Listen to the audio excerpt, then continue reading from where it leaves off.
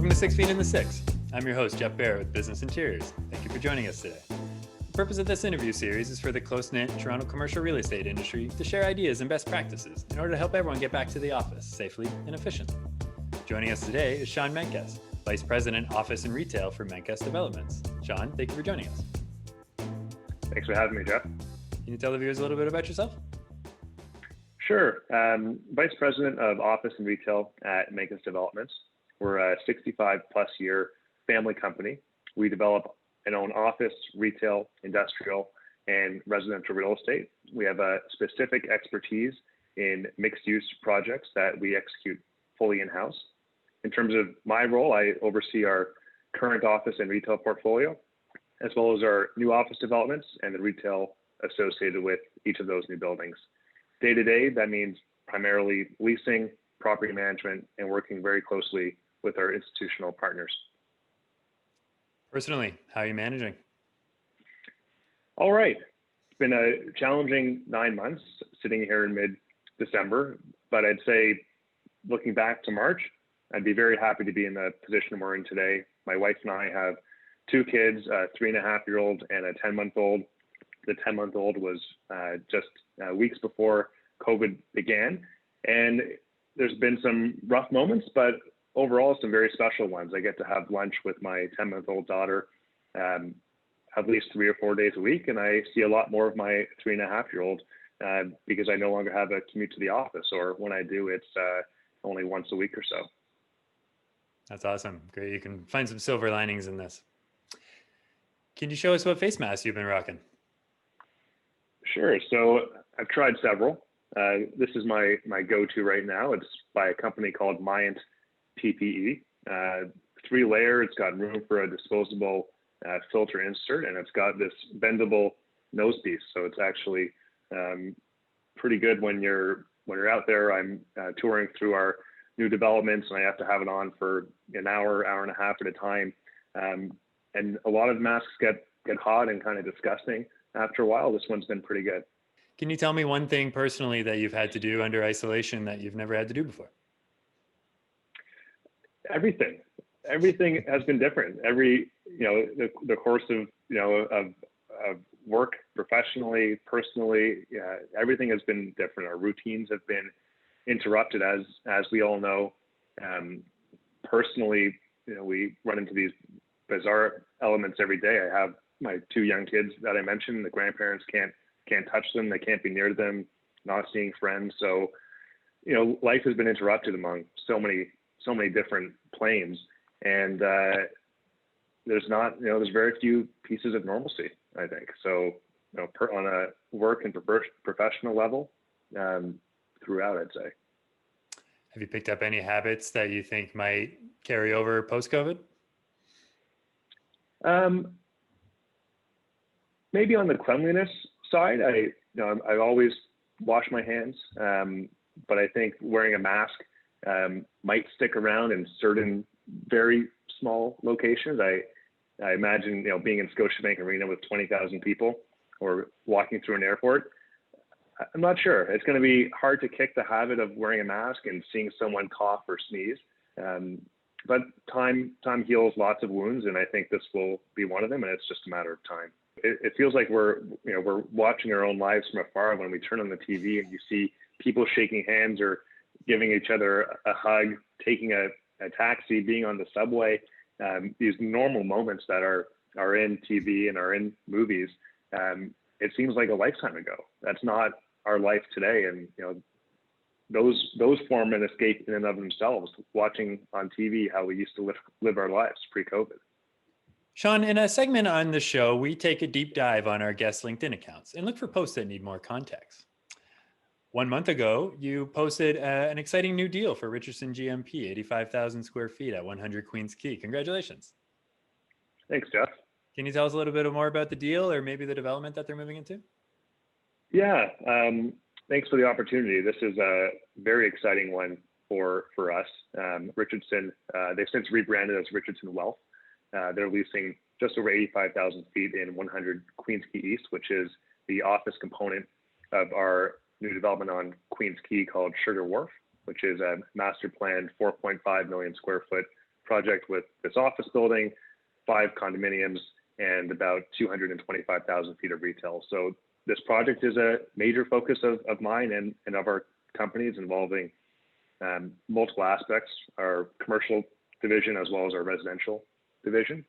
This deal with Richardson Wealth, it's a huge testament to what we're building on the waterfront, what the city and Waterfront Toronto have been working on for 15, 20, and even more years. Richardson has bought into what's happening down there with the great parks and green spaces, the amenities, the access. We're located 3 or 4 blocks from Union Station, but we're also on Lake Ontario, across from Sugar Beach, and we'll have a new park at the doorstep of our building. It really is the future of our city. And this deal with Richardson Wealth, this lease, being the largest new lease since the onset of the pandemic in downtown Toronto, it's a huge win for the area. And even taking a step back further, it's a huge win for the city and downtown Toronto real estate. It's the first lease, but it's not going to be the last. We're already seeing a second wave of leasing, to use the pandemic terminology, a second wave. And I think the third wave is coming as more companies can point to leases like ours with Richardson Wealth, like some others that are being announced this fall. I think we'll see an uptick in leasing activity in the first quarter or two of 2021, and this is a sign that more will follow. Can you tell me about your book of business and how it's been affected by COVID-19? Sure. So I look after the office and retail businesses, which have fared very differently through COVID. On the retail side, our focus has been on the survival of the retailers. Our retail is at the base of our office buildings, probably 90-95% of our retail, and traffic has plummeted. Our occupancy rates are in the single digits to, I'd say, a maximum of 20% at suburban buildings.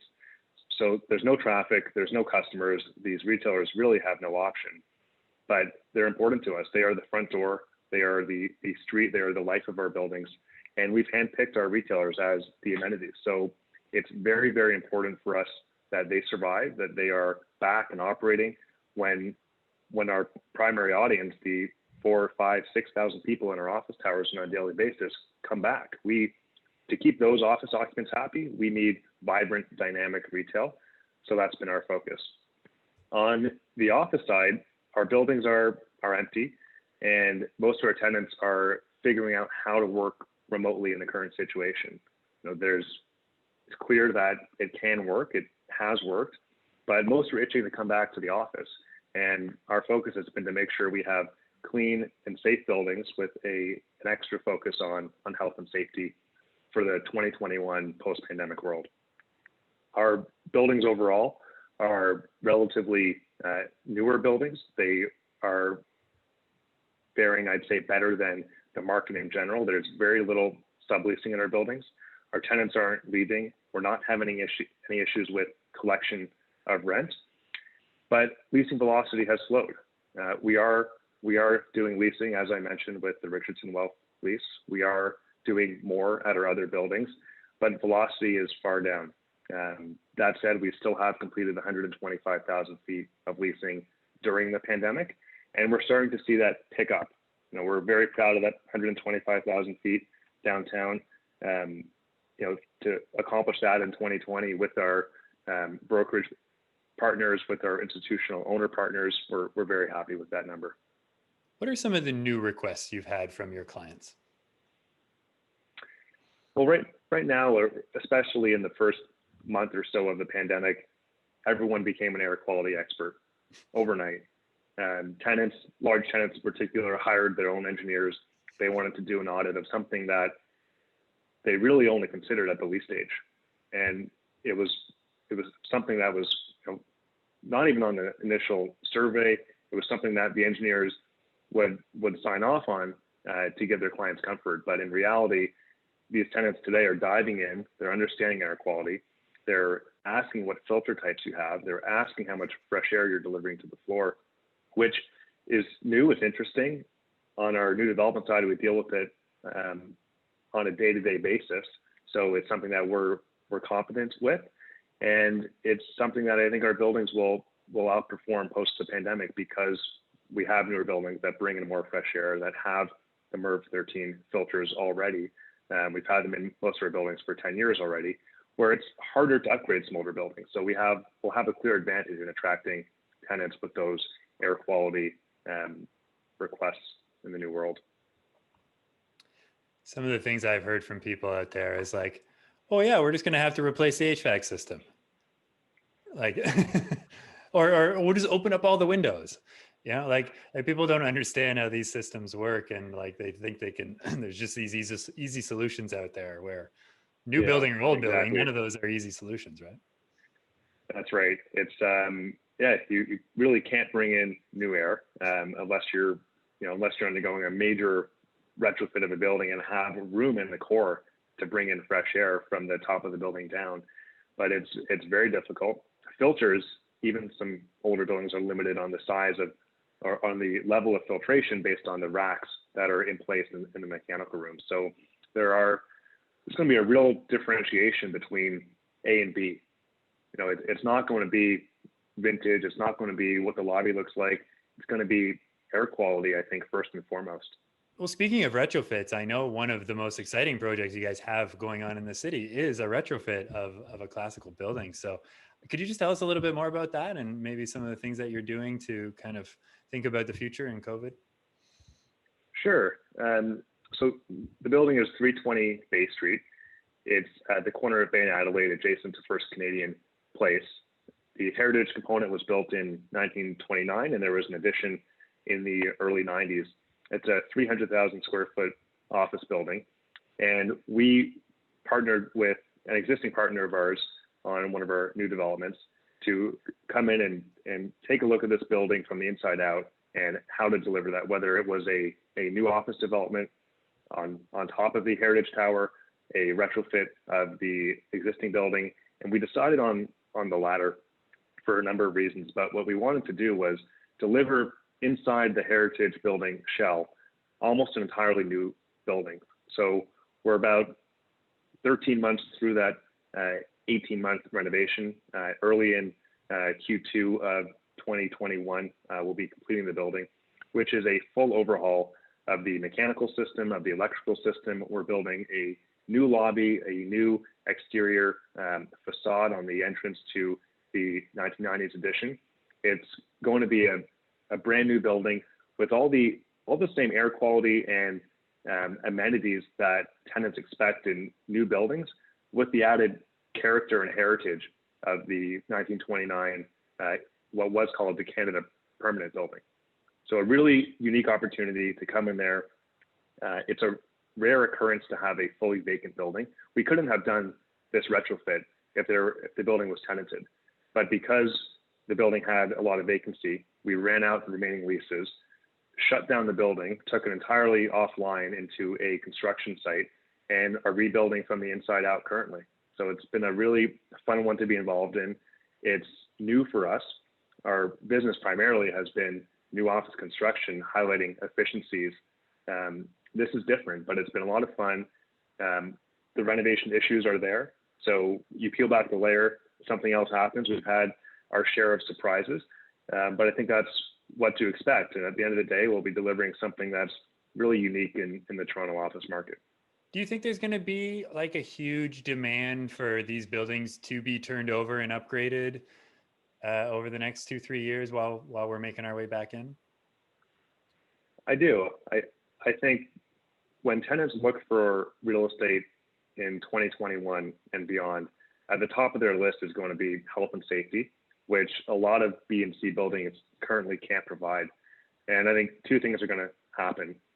Buildings that are too small or too inefficient to be converted or to be overhauled, where it's too expensive, those will come out of the office stock. Those will be part of mixed-use developments, new office developments. They'll come offline, because to do a full retrofit like we're doing at 320 Bay, you need scale. To overhaul the entire mechanical system, you need scale. You need a vacant building, and we have 300,000 feet here, so we could do it. I don't know how you do a full retrofit on a 20,000 or a 30,000 square foot brick and beam building. It's a different animal. whereas 320 Bay is unique in its size. What types of programs or services have you created for your clients in response to the crisis? So back in February, we started disaster planning for what COVID would mean for our buildings and for our tenants. We developed an extensive communication library for what would happen if somebody on the floor above you or the floor below you contracted COVID and found out while they were in a full office building with 5,000 people. That's a scenario that in hindsight would never, ever happen. But we were planning for what it would look like for people to actually be back in the office at more than just a 5 or a 10 or a 20% occupancy level. But what would happen if you had 3,000 people in the building, if you had 50% occupancy? So we planned a whole host of services and offerings to facilitate occupants coming back to the office more quickly. Turns out it wasn't needed at that same level, but that meant increased cleaning, coordinating touchless access with automatic door openers, signage for tenants, because we were doing this all for the base building, and we were prepared to do it on at essentially no fee to tenant to make sure that as a building and as a community that we were all safe. So a lot of tenants did take us up on this, and I do think some of them will be the future. Touchless, I think we talked about hygiene and cleanliness before. I think that's something in buildings you'll see change a lot going forward. What's the game plan for your elevators? So the elevators, by next year, all of our buildings will be destination dispatch. So there are no buttons required. They'll all be able to have your, I don't have my phone handy, but you can tap your phone and pre-program what floor you're going to. If you want to pick a different floor, you're going to have to use your finger. But I think once we're all vaccinated, or once the majority of people are vaccinated, you'll be okay to touch a button for the 14th floor and then wash your hands. I've heard so many ideas as to what we're going to do with elevators, like foot operated pedals, air filters inside the cabins. Like I heard someone talk about, like, I want a big obnoxious air filter inside the elevator so people know it's there. Yeah, and so much of it is signaling health and safety versus actually delivering health and safety. And even if you're doing something, putting up a sign to tell people that you're doing something. We put on one of our buildings where we don't yet have destination dispatch, we put up a clear screen on top of the buttons so that people didn't have to touch the buttons. And the reason was you still have to touch the screen, but for the cleaners, it sped up the cleaning time to just do a single wipe as opposed to going in between each of the buttons and around the nooks and crannies. So that time saving allowed more touch points to be cleaned faster. So if you just put the screen up, people would say, what are you doing? Why is there a screen making this difficult for me? But with the messaging, it's even more valuable because it shows that you're putting the customer first. Sean, the last development I want to talk to you about is the Waterfront Innovation Center. I know you have some pretty interesting tenants moving in there, and it's going to be a really cool building next to Sugar Beach. Can you tell us more about it? Sure, thanks. It's Waterfront Innovation Center. It's on Queens Quay East, just down the street from our Sugar Wharf development. It's a 475,000 square foot office building combined of two structures, one with about 39,000 foot floor plates and one with 14,000 feet.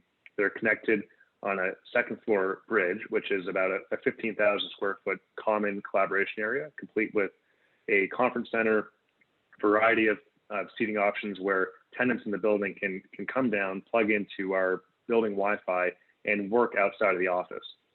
So what tenants can do is not plan an oversized boardroom in their offices or breakout space. They can do it all in our common space, and it's accessible to them at all hours of the day. So it's a pretty unique offering with this second floor space that in the rendering that you can see, it's framed on the second floor on top of Sugar Beach. What our office agents at CBRE love to say is that we have the only beachfront office building in Canada. Pretty unique to be on top of Sugar Beach and the pink umbrellas, and a great opportunity to be in this emerging waterfront neighborhood. I'm curious about co-working spaces in these buildings in the future. I know a lot of developers and landlords are incorporating and kind of taking some of the space and managing it themselves for those types of activities. Um, Yours sounds a little different, kind of just more shared amenities versus for the kind of tenants in the building versus external guests. What about the maintenance of that space? I mean, that was obviously probably an idea pre-COVID. There's going to be a lot more operations costs with something like that. Have you had to kind of pivot to accommodate that? Yeah. So when we designed the building, that was a big question mark for us. Is we're office developers. We manage, own, and operate office real estate. A 15,000-foot collaboration space is different. So we had a few different angles to attack it. What we ended up doing was leasing office space to Mars Discovery District for their first expansion from their main campus at University and College. They're leasing 2 floors, about 55,000 square feet, and they'll be our operator of this collaboration space.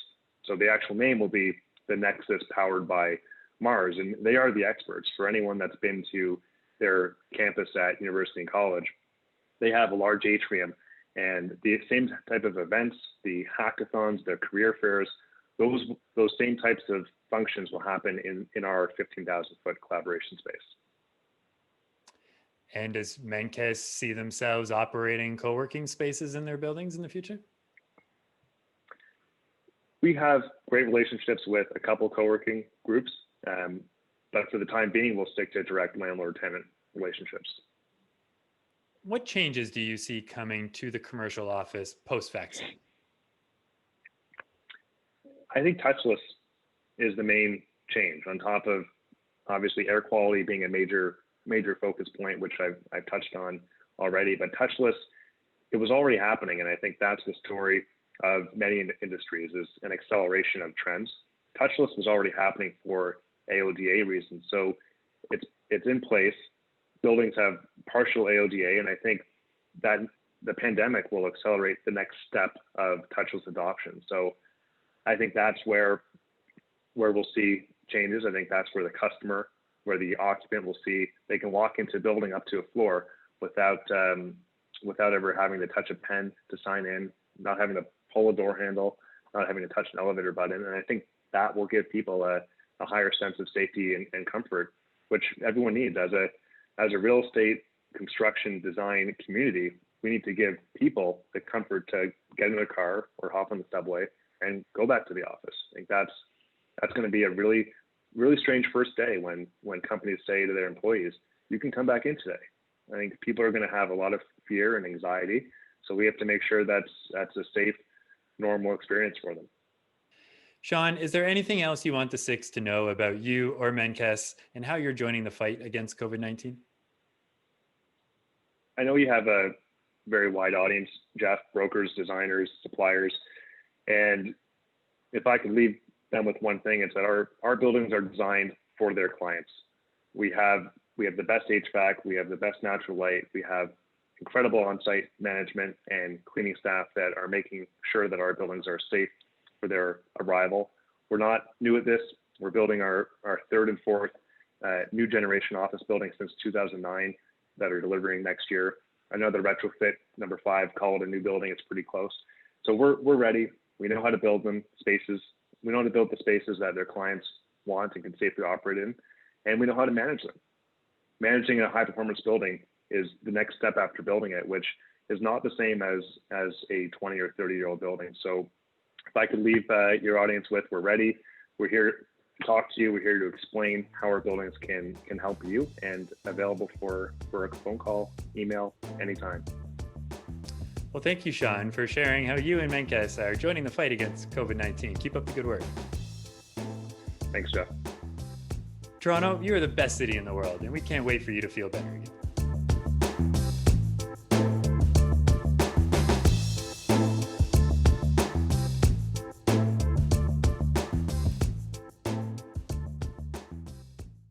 There's some noise outside that you can hear, so I tried to put these in to quiet that or baffle it a little bit. No worries. Hey, these interviews have been interrupted so bad sometimes.